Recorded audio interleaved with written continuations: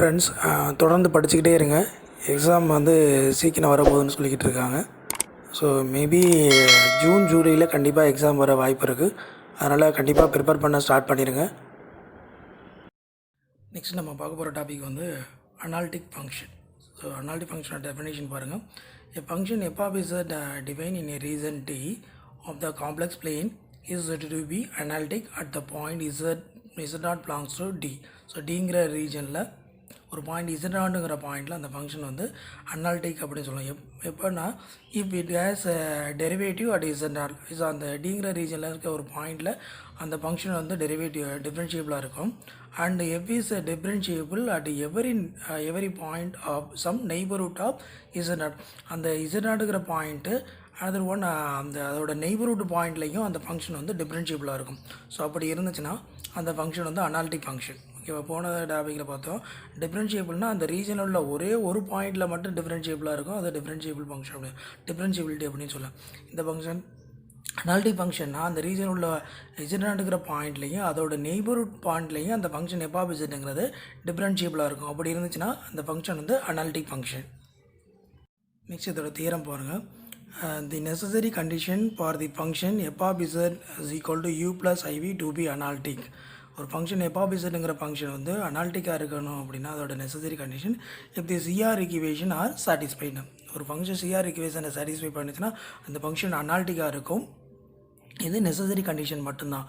ஒரு நம்ம கொஷின்லேயே வந்து ஒரு ஃபங்க்ஷன் அனாலிட்டிக்காக என்னென்னு செக் பண்ணுறதுக்கு சிஆர் ஈக்குவேஷன் சாட்டிஸ்ஃபை பண்ணதா என்னென்னு பார்த்தாவே போதும். ஓகேவா? அந்த ஃபங்க்ஷன் வந்து அனாலிட்டிக் அப்படின்னு சொல்லிடலாம். இது necessary condition. Sufficient condition for the function f of z to be analytic if the partial derivatives ux uy vx vy exist ஆகிருக்கணும்.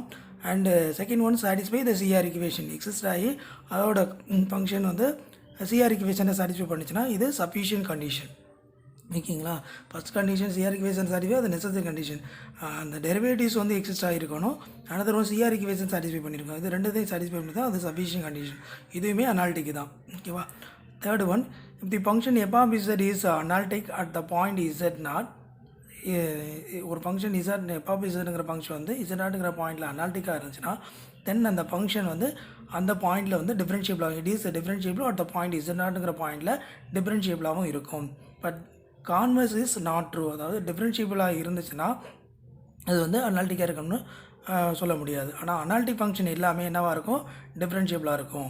So for example f of z equal to modulus z square is differentiable only at z நாட்ங்கிற பாயிண்டில் டிஃப்ரென்ஷியபிளாக இருக்கும். But it is not analytic at z equal to ஜீரோங்கிற பாயிண்டில் அனாலிட்டிக்காக இருக்காது. அதான் சொல்லியிருக்கோம். இந்த ஃபங்க்ஷன் எஃப் ஆஃப் இசட் வந்து அனாலிட்டிக்காக இருந்துச்சுன்னா ஸோ அனாலிட்டிக் ஃபங்க்ஷன் எல்லாமே என்னவாக இருக்கும்? டிஃப்ரென்ஷியபிளாக இருக்கும். ஓகேவா? டிஃப்ரென்ஷியபிள் அப்படின்னா அந்த ஃபங்க்ஷன் வந்து அனாலிட்டிக்கு கிடையாது. நெக்ஸ்ட் இதை யூஸ் பண்ணி சம் ப்ராப்ளம்ஸ் பார்ப்போம். The function f of z equal to z bar is analytic or not. இந்த எஃப் ஆஃப் இசட்ங்கிற ஃபங்க்ஷன் வந்து அனாலிட்டிக்கா இல்லை நாட் அப்படின்னு கேட்டிருக்கான். ஓகேவா? Solution f of z equal to z bar is equal to x minus i y. ஏன்னா இசட்டோட வேல்யூஸ் வந்து x plus i y. Z bar அப்படின்னா அதோட காஞ்சிகேட் எக்ஸ் மைனஸ் ஐஒய்னு எழுதலாம். So f of z equal to இந்த ஃபங்க்ஷன் எப்படி ஃபார்மேட்டில் இருக்குது? General formula u of x comma y plus i into v of x comma y. அதாவது real part plus i into imaginary part. இதில் real part பார்த்தீங்கன்னா that is யூவோட values வந்து x அப்படின்னு எடுத்துக்கலாம். ஓகேவா? வியோட வேல்யூஸ் வந்து மைனஸ் ஒய். இப்போ சிஆர் ஈக்குவேஷன் அனாலிட்டிக்காக என்னங்கிறத செக் பண்ணுறதுக்கு என்ன பண்ணுவோம்? சிஆர் ஈக்குவேஷன் வந்து சாட்டிஸ்ஃபை பண்ணதான்னு பார்க்கணும். அப்போ யூங்கிற டேம் எக்ஸை பொறுத்து டிஃப்ரென்ஷியேட் பண்ண எக்ஸை பொறுத்து டிஃப்ரென்ஷியேட் பண்ணால் 1, யூங்கிற டேம் ஒய்யை பொறுத்து டிஃப்ரென்ஷியேட் பண்ணால் 0. இங்கே ஒய்ங்கிற டேம் இல்லாதனால 0. மாதிரி v is equal to minus y. எக்ஸை பொறுத்து டிஃப்ரென்ஷியேட் பண்ணால் 0, ஒய்யை பொறுத்து டிஃப்ரென்ஷியேட் பண்ணால் -1. So CR equation UX is equal to VY. இங்கே யூவோட வேல்யூஸ் வந்து 1, வியோட வேல்யூஸ் வந்து -1ங்கிறதுனால இது ரெண்டே என்னது? Not equal to. ஸோ ஃபஸ்ட்டு கண்டிஷனே வந்து நாட் ஈக்குவலாக இருக்கிறதுனால so CR equation are not satisfied. தற்போது the function f of z வந்து நாட் அனாலிட்டிக். அப்போ சிஆர் ஈக்குவேஷனை சாட்டிஸ்ஃபை பண்ணலை அப்படின்னா அந்த ஃபங்க்ஷன் வந்து என்னவாக இருக்கும்? நாட் அனாலிட்டிக்காக இருக்கும். செகண்ட் கொஸ்டின் பாருங்கள். F of z equal to e power z bar is analytic or not. இதுவுமே அனாலிட்டிக் ஆர் நாட் அப்படின்னு கொடுத்துருக்கான் கேட்டிருக்கான். The function f of z equal to e power z bar is equal to e power z பவரோட values x minus i y. இதை எப்படி எழுதிக்கலாம் அப்படின்னா e power x into e power minus i y அப்படின்னு எழுதிக்கலாம். இது இ பவர் ஐ டீட்டாங்கிற ஃபார்மேட்டில் இருக்குது. அப்போ இ பவர் எக்ஸ் அப்படியே இருக்கும். இ பவர் ஐஒய்ங்கிறத எப்படி எழுதலாம், cos y minus i into sine y அப்படின்னு எழுதிக்கலாம். நெக்ஸ்ட்டு இந்த இ பவர் எக்ஸை உள்ளே மல்டிப்ளை பண்ணுங்கள். E power x into cos y minus i into e power x into sine y அப்படின்னு எழுதிக்கலாம். இது f of z equal to u of x, y plus I into v of x, yங்கிற ஃபார்மேட்டில் இருக்குது. ஸோ யூவோட values வந்து x e power x into cos y, வியோட வேல்யூஸ் வந்து minus e power x into sine y வியோட values. இப்போ நம்ம எக்ஸை பொறுத்து ஒய்யை பொறுத்து டிஃப்ரென்ஷியேட் பண்ண போகிறோம். யூங்கிற டேம் எக்ஸை பொறுத்து டிஃப்ரென்ஷியேட் பண்ணால் you X is equal to e power எக்ஸை டிஃப்ரென்ஷியேட் பண்ணால் இ பவர் எக்ஸ் தான். ஒய்ங்கிற டேம் அப்படி இருக்கும், காஸ் ஒய் அப்படி இருக்கும். நெக்ஸ்ட் ஒய்யை பொறுத்து டிஃப்ரென்ஷியேட் பண்ணும்போது இ பவர் எக்ஸ் அப்படி இருக்கும், காஸ் ஒய்யை டிஃப்ரென்ஷியேட் பண்ணால் மைனஸ் சைன் ஒய். அப்போ மைனஸ் இ பவர் எக்ஸ்ன்னு சைன் ஒய் அப்படின்னு எழுதிக்கேன். நெக்ஸ்ட் வியோட term v is equal to minus e power எக்ஸ்ன்னு சைன் ஒய்.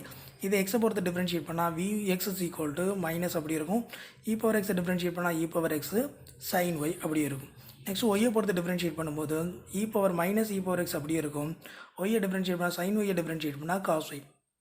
இப்போ சிஆர் ஈக்குவேஷனை பாருங்கள், UX is equal to VY, UX is equal to இது ரெண்டு ஈக்குவலாக இருக்கான்னு பாருங்கள். இங்கே இ பவர் எக்ஸ் காஸ் ஒயின் இருக்குது, இங்கே minus e power X cos wine இருக்குது. அப்போ இது ரெண்டுமே என்னது, நாட் ஈக்குவல் டு. இதுலேயே நம்ம என்ன பண்ணலாம், நாட் ஈக்குவலுங்கிறதுனால சிஆர் ஈக்குவேஷனை சாட்டிஸ்ஃபை பண்ணலாம்.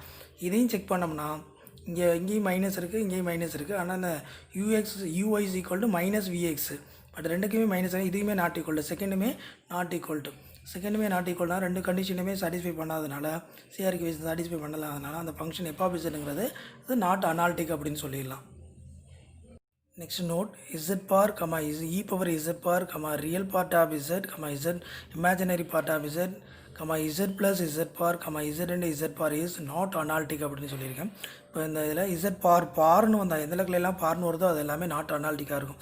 அப்போ இங்கே ரியல் பார்ட் ஆஃப் இசட்டோட வேல்யூஸ் என்ன எழுதலாம், ரியல் பார்ட் ஆஃப் இசட்னா z plus z bar by 2. அதே மாதிரி இமேஜினரி பார்ட் ஆஃப் இசட் அப்படின்னா z plus z bar by 2i. அந்த இடத்துல எல்லாமே பார் வர்றதுனால எல்லா டேம்லையும் பார், எந்த டேம்லாம் இசட் பாருங்கிற கான்ஜுகேட் டேம் இருக்கோ அது வந்து நாட் அனாலிட்டிக்காக இருக்கும். அதே மாதிரி second note, f of z minus g of z is need not be analytic. So function நம்ம எல்லாத்தையுமே பார்த்துருப்போம். அடிஷன், மல்டிப்ளிகேஷன், டிவிஷன் எல்லாமே அனாலிட்டிக்காகவும் கண்டினியூஸாக டிஃப்ரென்ஷியபிளாக இருக்கும். ஆனால் வந்து இந்த லெக்கில் சப்ராக்ஷன் மட்டும் என்ன நீட் நாட் பி அனாலிட்டிக்காக இருக்கும். ஒரு ரெண்டு ஃபங்க்ஷன் எடுத்து சப்ராக்ஷன் பண்ண அதோட வேல்யூஸ் வந்து அனாலிட்டிக்காக என்னென்னு செக் பண்ணுறதுக்கு நீட் நாட் பி அனாலிட்டிக் அப்படின்னு சொல்லலாம். Next question number 1, find the constant a, b, c if f of z equal to x plus ay plus I into px plus cy is analytic அப்படின்னு கொடுத்துருக்கோம். ஓகேவா, இந்த function வந்து f of இசட்ங்கிற function அனாலிட்டிக்னு கொடுத்துருக்கான். கொடுத்துட்டு ஏபிசியோட வேல்யூஸ் கேட்குறான். ஓகே, எஃப் ஆஃப் இசட்டோட வேல்யூஸ் அப்படி எடுத்து எழுதியிருக்கேன். அது ஃபார்மேட் எப்படி இருக்குது அப்படின்னா u of x y plus i into v of x, real part imaginary part காம்பினேஷனில் இருக்குது.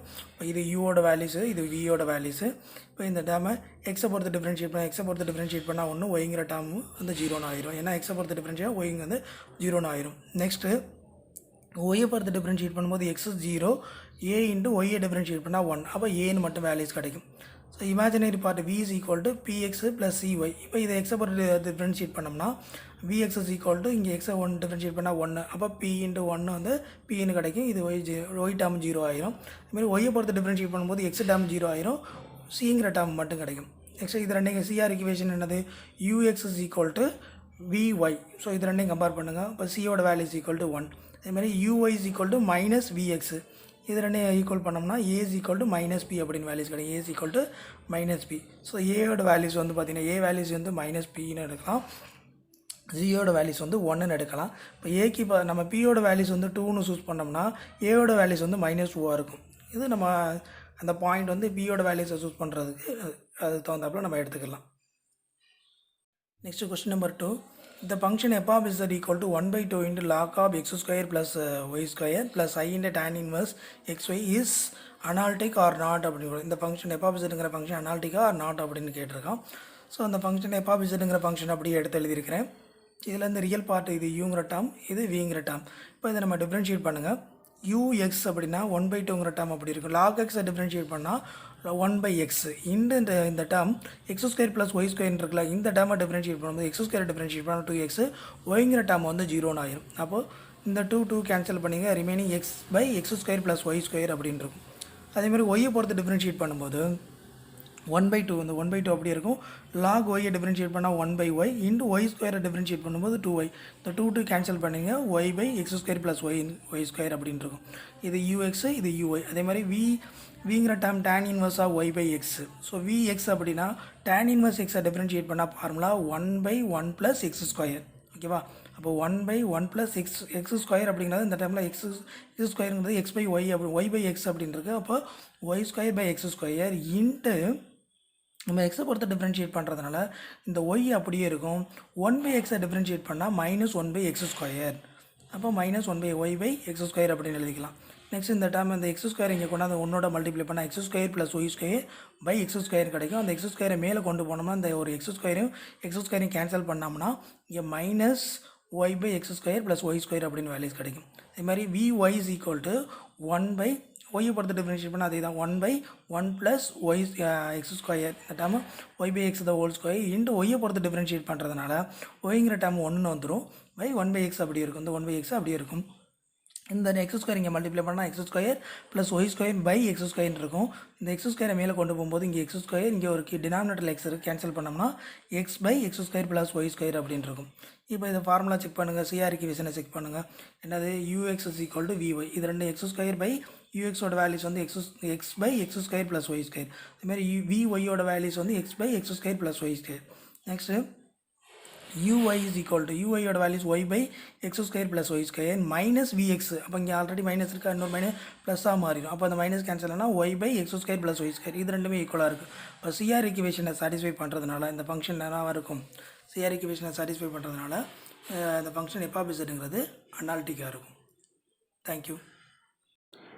என்னோடய கிளாஸ் உங்களுக்கு பிடிச்சிருந்துச்சுன்னா வீடியோவை லைக் பண்ணுங்கள், கமெண்ட் பண்ணுங்கள், ஷேர் பண்ணுங்கள் அண்டு சப்ஸ்கிரைப் பண்ணிக்கோங்க. தொடர்ந்து படிச்சுக்கிட்டே இருங்க. நீங்களும் ஒரு அரசு பள்ளி ஆசிரியராக வர்றதுக்கு என்னுடைய வாழ்த்துக்கள்.